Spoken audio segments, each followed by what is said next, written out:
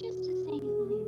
But no, obviously not. That would be a huge weakness, but I bet the same rule does apply, just with a slant. It's not that if you've seen someone die, it's if you've seen death, like capital D death, meaning you.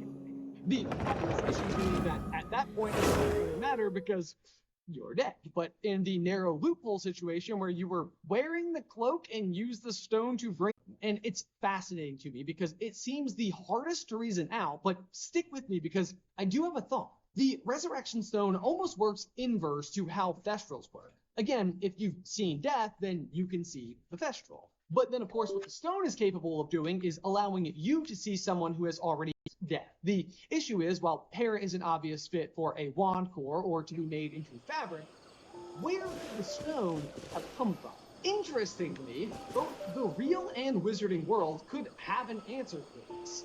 A bezoar.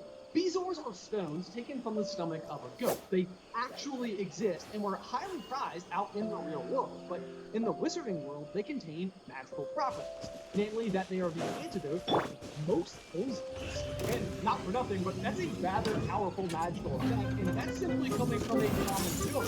A bezoar, on the other hand, is a really unique magical creature. The resurrection stone be a bezoar harvested from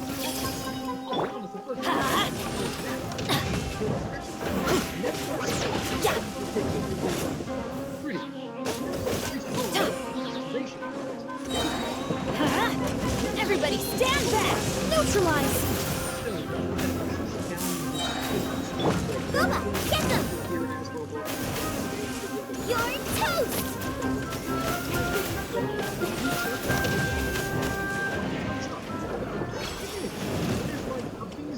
That has been planted into like the 3, 2, 3, like coincidence?